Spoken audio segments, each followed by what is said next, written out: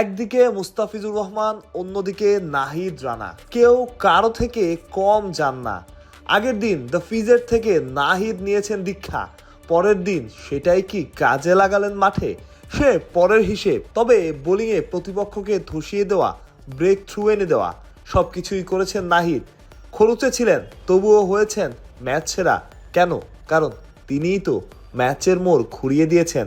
অন্যদিকে দল জেতেনি, তবে মুস্তাফিজ বল হাতে ছিলেন সেরাদের সেরা। প্রথম ওভারে দিয়েছেন 17 রান। আপনি ভাবছেন কিভাবে মুস্তাফিজ সেরাদের কাতারে? তার পরের ওভারেই তুলে নিয়েছেন 2 উইকেট। এখানেই মুস্তাফিজ আলাদা দেখালেন, এভাবেও ফিরে আসা যায়।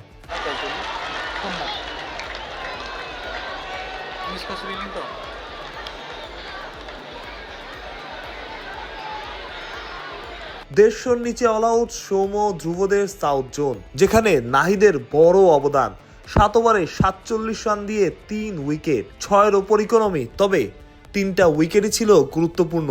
জাওয়াদ আবরার, আগের দিনের সেঞ্চুরিয়ান আফিফ হোসেন ধ্রুব, আর সবশেষ কাজী নুরুল হাসান সোহান।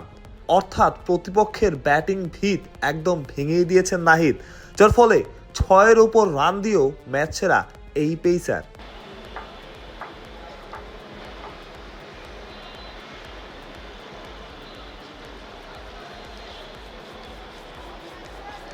মুস্তাফিজের শুরুটা আবার একদম অন্যরকম। প্রথম ওভারে দিয়েছেন 17 রান, 4টা বাউন্ডারি, ভাবা যায়। কিন্তু পরের ওভারেই মুস্তাফিজের কামব্যাক, 1 ওভারে 2 উইকেট। পরের 4 ওভারে মুস্তাফিজ দিয়েছেন কেবলই 6 রান, একটা মেইডেন, নিয়েছেন সব মিলিয়ে 3 উইকেট। 4.5-এর সামান্য বেশি ইকোনমিতে বোলিং করেছেন। অর্থাৎ প্রথম ওভার প্রত্যাশা মতো না হলেও পরে ঠিকই কামব্যাক করেছেন মুস্তাফিজ। বড় ক্রিকেটারের গুণ যেমন।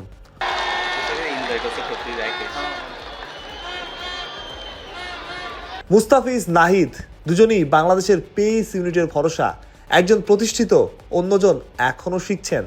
দুইজনকে একই দিনে একসাথে জ্বলে উঠতে দেখা ট্রিট টু ওয়াচ, তাই নয় কি?